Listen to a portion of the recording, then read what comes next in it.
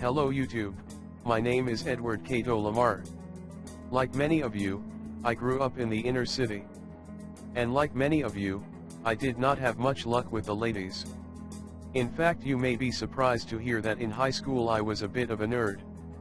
While the guys who played football or basketball were seeing more ass than a toilet seat, I was rejected and made fun of. I guess my 4 years as chess champion did not carry as much weight as the bench warmer on the basketball team. But that's okay because that gave me a lot of free time to learn coding. My early 20s weren't much better.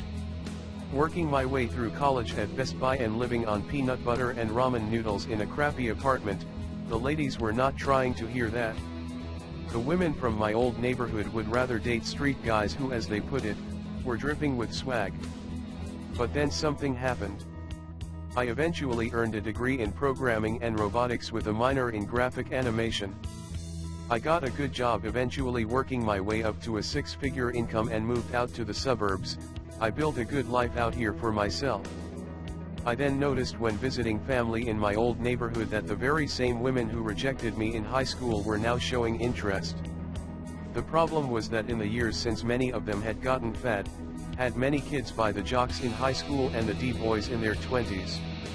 Many of these women could have been out here with me or someone like me living the life, but they chose a different path. Now I view the women from my old neighborhood as nothing more than easy sex, but don't feel sorry for them. They put themselves in that position by their actions when they were in their prime. And that's my advice to any of you smart but nerdy young black men struggling out there. Be yourself.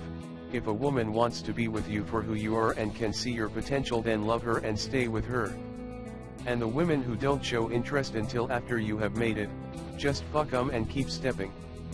If you were not good enough for her when she was in her prime, she is not good enough for you when you hit yours.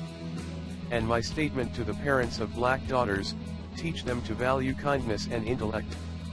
Bad boys may be fun in the short term, but they are a dead end in the long term. Bottom line, if the black community is ever going to improve, it will not be Pookie Ray Ray or Junebug that will save it.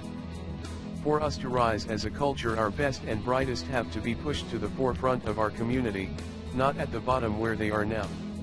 Intellect should be encouraged, not ridiculed. All that does is create resentment from those who are in the best position to change things for the better in the BC. I would like to hear your comments below and be sure to like and subscribe. More to come later.